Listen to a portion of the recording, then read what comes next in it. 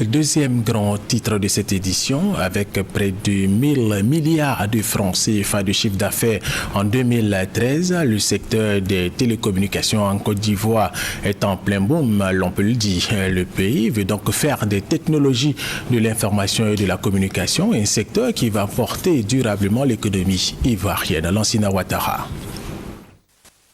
Bâtir une économie numérique dans un environnement harmonieux, c'est l'ambition de l'autorité des régulations des télécommunications et des TIC de Côte d'Ivoire, ARTCI, d'où la construction d'un nouveau siège social inauguré par le ministre de la Poste et des TIC, Bruno Nabagné-Koné. Dans un secteur en pleine croissance, avec des réformes engagées depuis près de 3 ans, il faut désormais compter avec les télécommunications et les TIC, représentant près de 7% du produit intérieur brut. L'État entend ici développer davantage le secteur porté par les entreprises privées, avec pour but la création de richesses et un accès au TIC pour tous. Depuis la naissance de l'Internet, les TIC de façon générale ont changé de dimension, sont devenus aujourd'hui un moyen pour créer la richesse. C'est extrêmement important d'intégrer cette évolution dans les aspects de régulation dont nous avons la charge.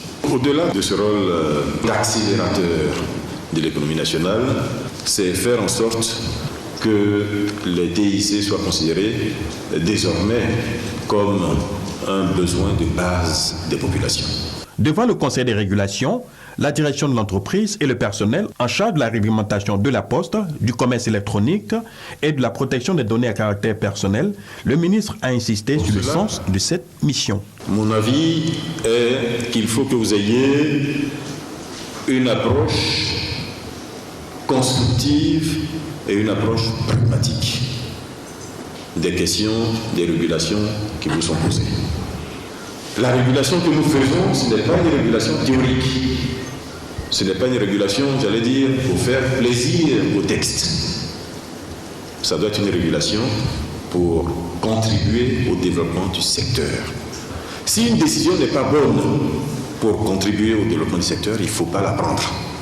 Au cours de cette rencontre couronnée par une séance de travail et des échanges, le pari a été pris de faire preuve de rigueur, de transparence et d'intégrité avec la défense des intérêts des consommateurs, des entreprises et de l'État.